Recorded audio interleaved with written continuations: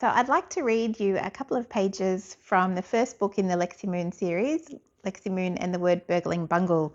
So at this point, Lexie has just finished making her latest gadget, which she hopes is going to help people like her little sister say tricky words. So she's going to sneak into the kitchen and see if she can test it out on her family. "Something smells delicious," Lexie said. "Biscotti, biscotti," Addie called out. "It's spaghetti, Addie," Dad said. "Can you say that?" "Biscotti," Addie said as she thumped the table, sending crayons and cutlery flying. Dad bent over to pick up the fallen items. "Spaghetti." He reached for a red crayon that had rolled under the table. "Here's my chance while Dad's not looking," thought Lexie. She held up her invention and pressed a big red button on its side. Zip, zap, zoom!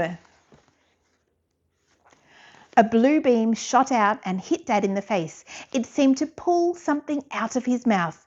Long, stringy letters that glowed with a bright light. Addie gaped as the letters stretched out towards the device in her sister's hand. The glowing word hung in the air for a moment and was then slurped into the device and began to swirl around inside. In a matter of seconds, the blue light vanished. "Oh no, Dad's getting up again."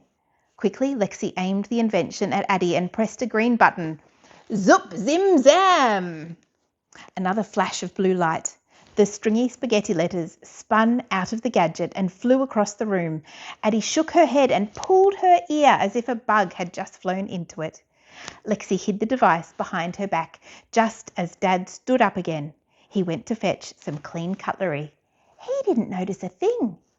As if a light bulb had turned on in her brain, Addie opened her mouth to speak. "Spaghetti," she said quietly.